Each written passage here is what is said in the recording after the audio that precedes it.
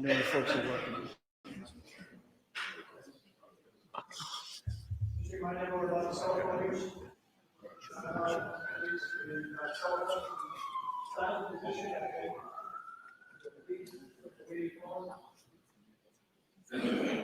That would have been something. Why would we be there? Why would we be the people looking for tickets to the inauguration 2020? All right, one please. 80. All persons have any business before the Honorable Beverly Building. You are unmuted. And for the County of Norfolk. Your native, if your attendance, you shall be heard. God save the Commonwealth of Massachusetts. This court is now open. You may be seated. 22117, Commonwealth versus Karen Reed. Can I have the Commonwealth identify themselves for the record? Good morning, Your Honor. My name is Hank Brennan. I've been appointed as a special prosecutor for the Commonwealth. Along with me is attorney Laura McLaughlin to my left, Good morning, Ms. McLaughlin. and attorney Adam Lally. Good morning, Good Mr. morning. Brennan. Good morning, Mr. Lally. Good morning, Your Honor. Good morning, Ms. McLaughlin. For the defense? Good morning, Your Honor. Alan Jackson on behalf of the Good morning, Mr. Jackson. Good morning, Your Honor. Elizabeth Little, also on behalf of Ms. Reed. Good morning, Ms. Little. Good morning, Your Honor. David Yannetti for Karen Reed. Good morning, Mr. Yannetti. Good morning, Ms. Reed. All right, so we have a series of motions here. I expect we may be here a while this morning. It makes sense to me to start with the Rule 17 motions.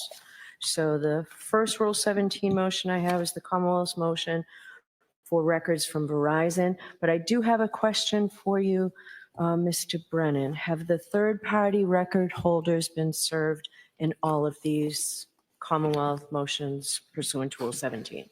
Thank you, Your Honor. I understand the court might have a preference that I remove from the podium. Would you like me to answer? It's wherever you're comfortable, as long as we can hear you.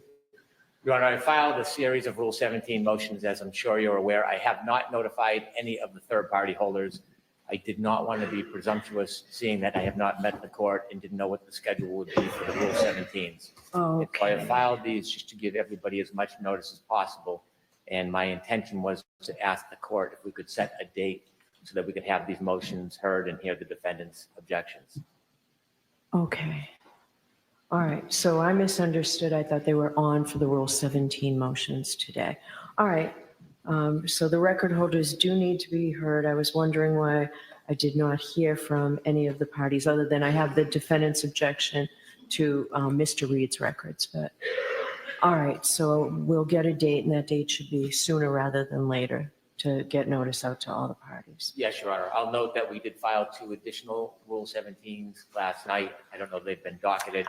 They have been docketed. I got them, and that's why I was wondering whether the record holders had in fact been notified. So, okay, so scheduling we'll do at the end of the hearing. Then I think what we'll start with after these Rule 17s that we'll put on pause, it's paper number 48. It's the defendant's motion for relief from the order to impound sidebar conferences. And before we begin that, is there an opposition to that from the Commonwealth? In part. Okay. All right. Have you spoken with Mr. Yannetti about what part that is? I've spoken to all of the attorneys numerous times. I think we're very clear what each other's position is. Okay. All right, why don't you, all right, Mr. Yannetti, do you want to be heard by starting with the whole motion or what? I think we can short circuit this, Your Honor. Our suggestion, I think it's a joint suggestion to the court, is that the sidebar conferences be unsealed solely for counsel at this point. Mr. Brennan's at somewhat of a handicap because unlike the defense team, he was not present at sidebar. He does not know what the conferences were about. And in fairness to the Commonwealth, we've agreed that it just be released to us, and then Mr. Brennan can decide if he has a further position regarding unsealing it more than that. Okay. All right, that makes sense. Have you spoken with Ms. King about how long it will take to get these transcripts? My co-counsel has spoken to her only. Which co-counsel? Mr. Jackson. All right. What do you have to say about that? How quickly can she get them? She works extremely expeditiously, but she has not started them. To my understanding, there's 3 reporters who probably would split the work. Right. And she said that she could get started as soon as there was a court order suggesting that she do so. I would imagine, given what we've gotten so far, we're talking a couple of weeks rather than a month or two. I think we Okay. could probably get something within a few weeks. Okay, 2 to 3, I would guess, just based on my experience with Ms. King. all right. Even though it's just for counsel, do you intend to have, are you asking me to unseal the sidebar conferences with the jurors? Just for counsel, yes. I would imagine that when we get to the second stage of this, those would be in a different category from the legal rulings at sidebar unrelated to Right. jurors. All right. All right, thank you. If I could be heard briefly. Sure. Thank you. Regarding the non-juror information, I'm in full agreement with the defense. I think it's prudent to, if the court would consider unimpounding the documents, I can review them. If I have Well, any, you can review unimpounded documents. Counsel can review impounded documents. and I'll begin that task. And if there's any concerns, I'll note them. If not, then I would have no concern about releasing them outside of protective order. The juror information stands in a different posture, in my perspective. I think that should remain impounded at this point. There's a pending appeal before the SJC Yeah. based on the request of the defense. If they are successful, would then reinvigorate the attention on those jurors. I don't see a need for juror information to be unimpounded at this point. All the other information, I don't have the same concern. Okay. All right, thank you. All right, the next motion. So defendant's motion for discovery of communications in the possession, custody, and control of the Commonwealth. Who's going to argue that? I will, Your Honor. I would say at the outset that in speaking with Mr. Brennan, he had expressed a preference to be able to respond potentially in writing. So we were in agreement, subject to the court's approval, if we're going to get another date for the Rule 17 motions, to have this motion heard at that time. But I'm prepared now if the court prefers me to No, argue. I'll give you the opportunity. How much time do you need to respond in writing, Mr. Brennan? I can respond by next week. Okay. Really, I'm accommodating the defense. I have a very broad perspective on Rule 14 statements. Our office has made a concerted effort to provide everything that's not only discoverable under the rule, but from my perspective, a broader perspective. I want to make sure I err on the side of caution and they get every statement they're entitled to. So we're in the process of accumulating all potential statements of witnesses, which they're entitled to, and I'm going to provide them to them. I've already provided a number of statements that I frankly believe are outside Rule 14 parameters, and I'll continue to do that throughout this case. Okay. And so my response in writing really is to accommodate the request and then give an answer in a production of what I have. That's going to take me probably 10 days to put everything together, to adequately review it, and then to provide a package to the defense. And so I think that if I have 10 days, I might be able to accommodate the request without any need for litigation. If they decide to pursue further effort, then I can respond. Okay. All right. So why don't we give you, until the 27th, just after, or just before the Thanksgiving break? Appreciate that. Thank you. Okay. All right. Does that work for you, Ms. Giannetti? Certainly does. All right. So let's talk about the Commonwealth's notice of scheduling, reassembly and testing of the defendant's Lexus telematics system. May I? Yes. As a matter of background, as I think the court is likely aware, the Commonwealth tested information on data chips that were found in different modules that were inside the defendant's Lexus. Inevitably, at trial, the court is likely aware that there's information taken from one of the systems that was provided, and it showed information such as key cycles and different speeds. And I understand that was a exhibit at trial.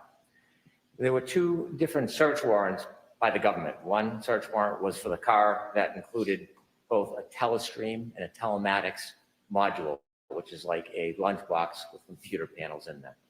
And then in 2023, there was a second search warrant for the infotainment system, which is what was produced at trial. I hired an independent expert, and in the independent expert of the information, what he realized is that the information taken from the informatics manual and the information taken from the telestream manual had some irregularities. What he realized is that all of that data was unreadable. And so initially he thought that the data was not fully downloaded or compiled. He checked and he believed that gigabits were gigabytes and that there was a discrepancy. And the reason he thought this is because there was very obvious information missing from that procedure. There was information including navigation information, information regarding the phones that were plugged into the radio, travel logs, things that are particularly relevant and material in this case, information that is going to be extraordinarily inculpatory or exculpatory in this case. And so after he realized his oversight on the gigabit, he filed a supplemental report. And what we learned is not only was the chips that were taken from the telematics and infotainment systems and downloaded were read with the wrong reader, so that way the information was not available. Also in the the infotainment system, there were actually 3 boards, not 1. Only 1 was taken out. So there is a plethora of information on these chips that has not been downloaded that's relevant to this case. And so we provided notice to the defense that our intention is that we are going to test this information that we have in our control and that we have a search warrant for. And my effort was to give them notice so they could have an available expert. So my purpose really was not to ask for the defense's permission, rather it was to notice them this is what we were going to do. You can see from my motion, I asked to do it within 14 days. Having recently arrived at the case, it was important for me to prioritize Rule 17 motions and new experts so that they could have adequate notice. The defense asked for today's date and wanted more time, and when I considered it, I thought that was reasonable. I think they're entitled to have an expert and consider what we are doing, even though I don't believe they have standing to prevent it. And so that's why I agreed to this date. Inevitably, we know that this information will be on these chips. And so we know there are 2 boards on the system that weren't tested, and then the other chips that were tested that came back with unreadable information with the proper computer programs, they call them programmers, we will get viable information from both of them. And so I've spoken to the defense. I know they've hired an expert. I know they filed a motion contesting our position. I'm not going to speak for them, but their position is today. But I would say 2 things. One, the defense in their motion asks to have their expert be able to intervene. We're not agreeable to that. They can watch and comment and criticize as much as they want, but we're entitled to the download. Notably, when the first download was done, the Commonwealth deferred to the defense expert to do the download. That is not my position. I don't defer that responsibility.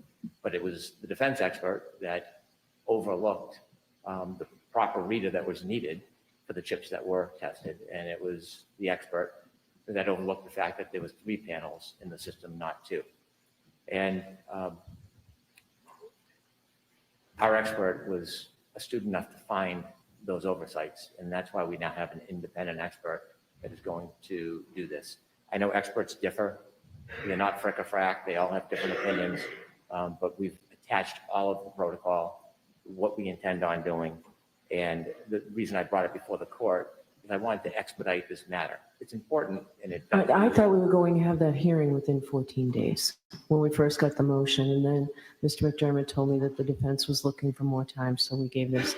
But we're far into the case is scheduled currently for January 27th. Sounds like you have a lot to do before then, but as of right now, it's still January 27th. So all of these things, the Rule 17 motions, all of these things need to be done as soon as possible. So I understand. And if I can just add, 'cause it might help in your consideration of a later motion. The reason why this is urgent to me to have this as soon as possible is because I also have noticed and hired an accident reconstruction expert. And that accident reconstruction expert will necessarily rely upon the information that is gleaned from this testing. how long is this testing going to take? It's a 3-day testing. It will take within a week to read it. And the sooner we have it, the sooner we can have our reconstruction expert engage in any type of task that we want them to. But they necessarily are in a holding pattern now. And that is my sense of urgency for this to be developed and done. Who's arguing this for the defense? Okay, I'll hear you, Mr. Jackson. Thank you, Your Honor. I'll start by saying, in principle, we don't have an objection to the retesting of the telematics or the infotainment center or system data. The problem that we have, our issue sort of dovetails into what Mr. Brennan was suggesting about what was done the first time. He just suggested that his new expert, Mr. Shannon Burgess, was astute enough to find something that Maggie Gaffney didn't find. Well, to bring the court completely up to speed, when the initial testing was done, the Commonwealth's expert did not know how to do a chip off, physically did not know how to do it, the Joe Paul. He turned to Maggie Gaffney, our expert, who did know how to do it. She's a former MSP officer and extremely facile in this world. And you have a different expert now. You're not using her now? Well, we may use her, but we have an additional expert who specifically works, Mr. DeSorga, specifically works in chip-offs and chip-ons. That physical procedure of moving chips on and off of boards. It's a very technical procedure. It's a very skilled procedure. He knows how to do it. He's got an extremely long resume, having done this kind of work. I read it. We're bringing him up to speed in order to sort of engage it in some oversight and some observation. I don't have a principled objection to doing the retesting. What I have a problem with is that their new expert, Mr. Burgess, right at the beginning, fundamentally misunderstood the data set on the three chips, the 2-micron chips and the stanchion chip that he looked at, didn't understand the difference between megabytes and megabits, gigabytes and gigabits, and that gave us pause. If he didn't understand that, which is at the foundation of reading the data, we're concerned that some of the data could be destroyed in whatever process he engages in. Like I said, we don't have a principled objection to the work that's going to be done. We simply want to make sure that nothing is destroyed in doing that work. It's not, and I would take a little issue with something Mr. Brennan said, it's not that the data set is missing information. We don't know that it's missing information. Burla has now updated software that we believe, I think both sides believe, could be beneficial in culling or teasing out that data set from those chips. That didn't exist when Ms. Gaffney did her work previously. She put it on a reader, it was unreadable. It doesn't mean that the data is missing. It means that it's unreadable. As a matter of fact, one of the things that our expert would do and would suggest is that a process called a checksum be done. I'm going to use some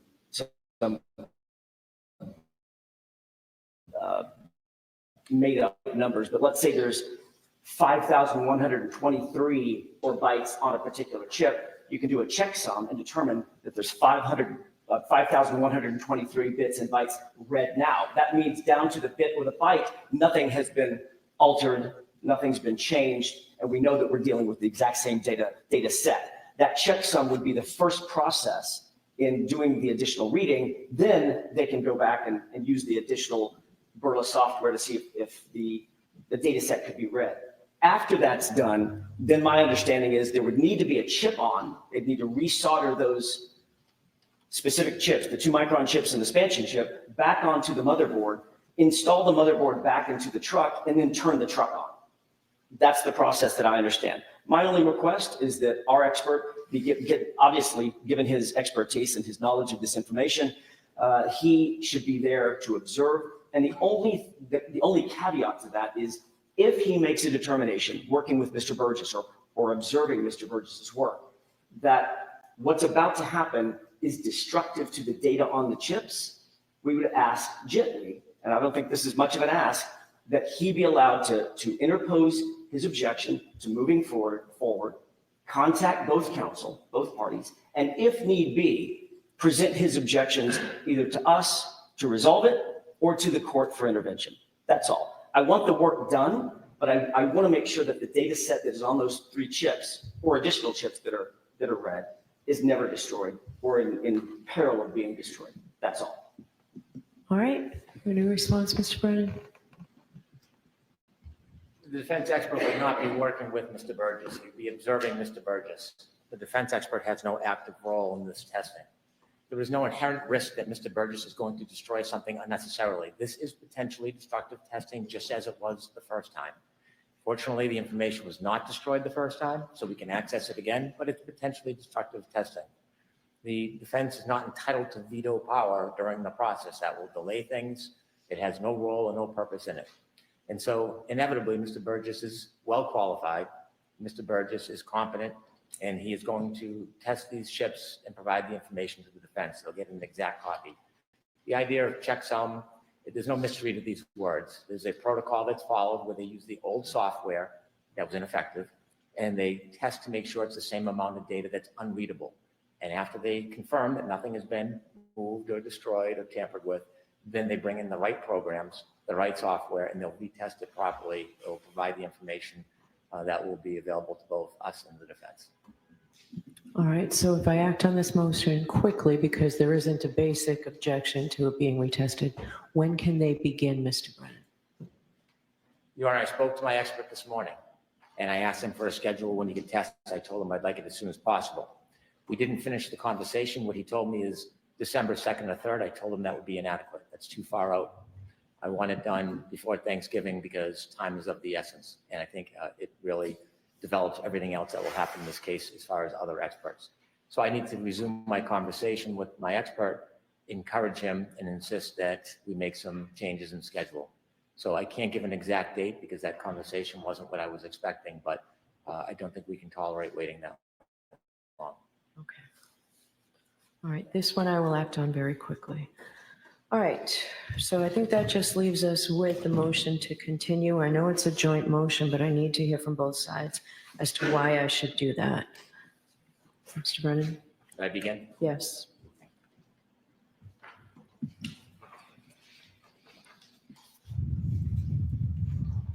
And the request is for an April 1st date. You're not looking to go any further than that, correct? We are not.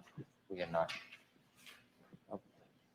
Your Honor, the Commonwealth has been on this case for some time, and I am newer to the case. I'm not looking for a personal accommodation, but I think the idea of a motion to continue in our joint request is in the interest not only of justice, but I think inevitably, I truly believe it's going to have a more efficient and effective trial.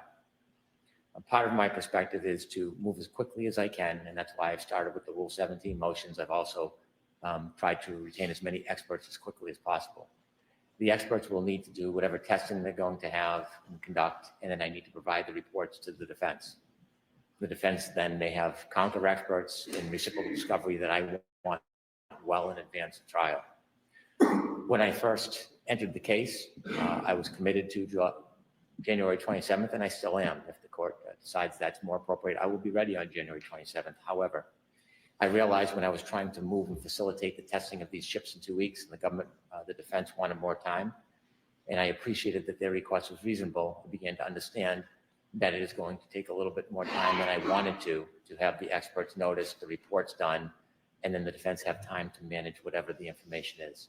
I do not want to get into a position where we're turning over expert testimony, they're retaining experts to counter that testimony, and then to reciprocate in discovery where days, weeks, or in the midst of trial. I want to avoid unfairness to the defense at all costs, but I also want to avoid any unfairness for the prosecution, and that includes reciprocal discovery.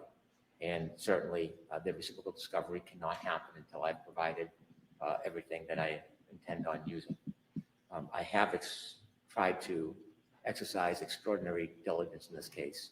In addition to Rule 17s, and in addition to retaining experts, we have brought on my full-time paralegal, and we are going through the entire discovery. And I know it's already been provided, but it wasn't Bates numbers, which I'm accustomed to. And we are re-indexing all the discovery and re-providing it, even though I expect most or all of it has been provided. And I'm doing that out of an abundance of caution, so I can be confident that the defense has every document I have. That will resolve or prevent any delays at trial of inadvertent late disclosure or any concern or confusion about documents that have been provided. I also, with the office, have diligently moved to obtain all Rule 14 statements so that we can get the information to the defense as soon as possible. I've employed a practice when I'm retaining experts. I don't wait until we've done testing or reports. I immediately give the CVs to the defense so they can get started on investigating and looking into the experts. So nothing is held back when I receive it. If I receive any information that is discoverable or frankly not discoverable, I provide it to them. You can see in my discovery notices, when I get emails from strangers with theories that I don't even agree to, that I don't know, I don't evaluate it, I give it to the defense. And so we're doing all of this to try to be as efficient as possible to avoid delays at the time of trial. And it will allow me, when I evaluate this case, which I'm still in the process of doing, of reducing the witness list substantially. And so although it does delay the case, if you allow this motion, I think it will make for a shorter, more effective, efficient trial. And I think it will be, importantly, more fair to the parties involved. And that's why I asked you to consider that continuance. I do not expect I would come before you and ask for another continuance. If something cannot get done in time with an expert of my choosing or that I would like, I appreciate I won't be able to use that expert. And so I think the joint request is something that is legitimate. I think it's well thought, and I leave it to your honor. Thank you. All right.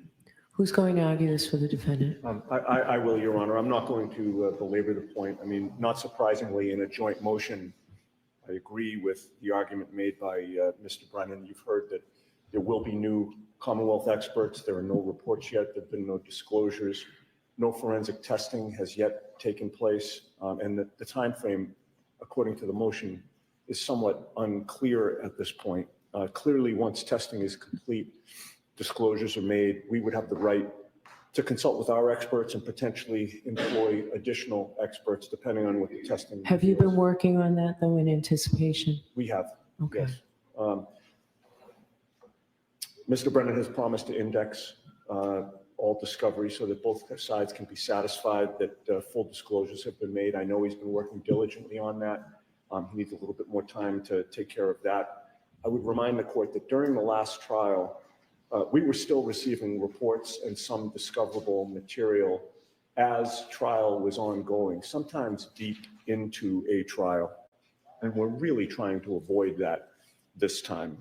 It's really not fair to Ms. Reed that discovery is not complete well in advance of trial so that we can assimilate and incorporate that discovery into what would now be a retrial. And our position is, Your Honor, there's simply not enough time between now and January 27th to get all of that done and properly prepare for trial. And I would just close by saying that both sides and the court have an interest in having this matter proceed to trial expeditiously. But in our view, and I would expect in the court's view, the most important consideration here is Ms. Reed's right to a fair trial. And in light of what's outstanding and what needs to be done, we believe she would not be able to receive a fair trial at the end of January. We're essentially asking for a 2-month delay, which I believe is reasonable in light of what we've already discussed. We do not anticipate any further continuance requests, just like Mr. Brennan said. So we'd ask the court to allow this motion. All right. What do you anticipate we need to do for in-court hearings? You mentioned in your motion, in the joint motion, a Dauber hearing. How many dates are we talking about? We already need a new date now for Rule 14, for the Rule 17 motions that we have. So we need to start moving forward with all of this. Is there going to be a Dauber hearing, and who is the witness that you anticipate a Dauber hearing on? I'd like to get that on our schedule now. We have not yet drafted the motion, but I've given it much thought. The government at trial called an expert regarding a dog bite.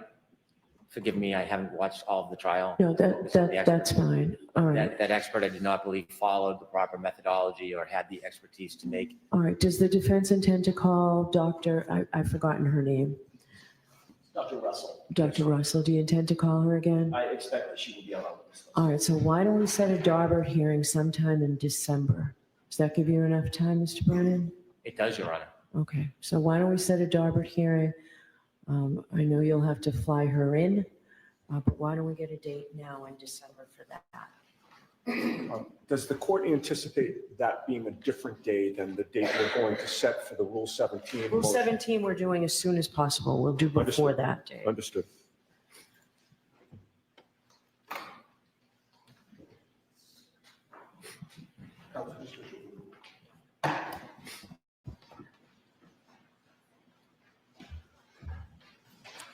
So we're going to need.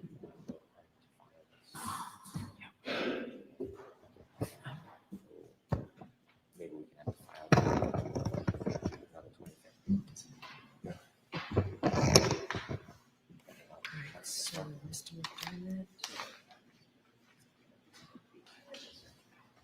May I approach Mr. Brennan for a minute? Sure. Jim, can you pull up, Jimmy? How was, it's December 10th.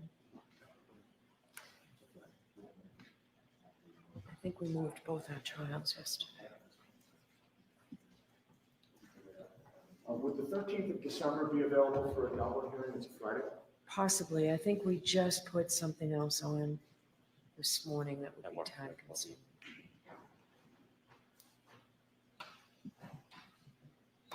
I could also do the 12th if Mr. Brennan's available and in my co-counsel. I was looking at the 10th, but Jim, could you look at the 13th? or the 10th? Yeah, this is the 10th. The 10th work for both of you. The government's available on the 10th. So I have you cannot do the 10th, okay. Your Honor, just to be completely candid, I have nothing on the 10th. I've got to fly out on the 11th, and I've got an all-day hearing on the 11th. So I'm sorry, I'm reversing that on the 9th. I didn't fly out on the 9th. And I've got an all-day hearing on the 9th back in California, so I can't fly that day. So Well, I court, fly on the 10th. court ends at what time? I'm sorry, Your Honor? You could take, a lot of people take a red eye, right? Can you come out then? I do every time. You can't fly out on the 9th, the evening of the I'll fly 9th? out on the 9th. There's no way. I can't make a flight on the 9th. What about the 16th? It's a Monday. Is that- We're fully booked that Monday and Tuesday. Let's stick on the 13th. Are we still on the 13th? Sure, if it's That available. works. We just, Jim, we just put Gaston on for that day. Yep, we have a full competency hearing, and we also do on Gaston.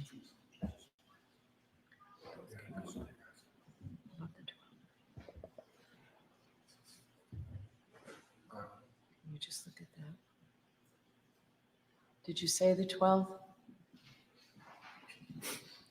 The 12th works. I can do the 12th. I can do the 12th. We'll accommodate, yes. All right, so the Dauber hearing will be December 12th. That'd be at 9 o'clock, Your Honor. Yes.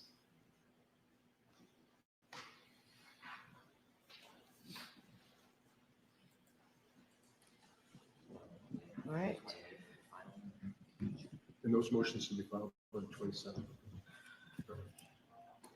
We'll get a date on that in just a minute, Jimmy.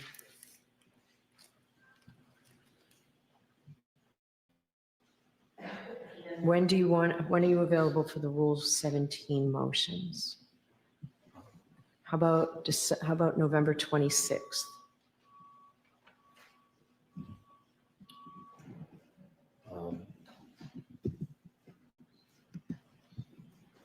I have a trial that morning Where? in Woburn District Court. To the extent that the court would give me a protective order, I can. Or tell them that you have a trial here, and if I need to speak to anybody, I will. Okay, appreciate that. We're not a trial here, but this motion hearing. Okay. I'd like to do it as soon as possible to get those out, get that moving. Thank you. So November 26th, Jim, can we do that in the morning? Yes. I'm told that Mr. Jackson cannot make the 26th. For the Rule 17 motions, do you need to be here in person? If I can have 10 seconds.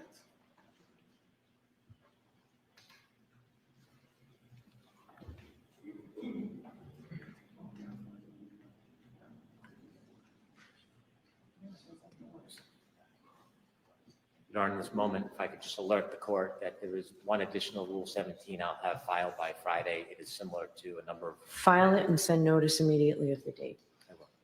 may I inquire, Do I send notice on behalf of the Commonwealth or does the clerk's office send? it? Mr. Lally can inform you on the process, but Thank you very you much. send it right out. We will.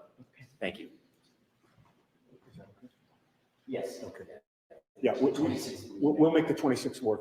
Great, I likely will not be here, but she will okay. be right back. Are we 9 AM? Why don't we do 10 a.m., Jimmy? 10 AM? on Get all the 26th? record holders who want to be here.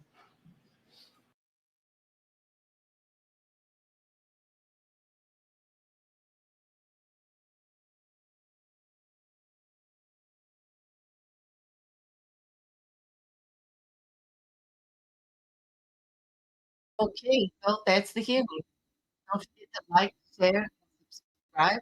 There'll be a description down below, which will break down the hearing. And hope to see you all on Tuesday, crime discussion, 7 p.m. Eastern Standard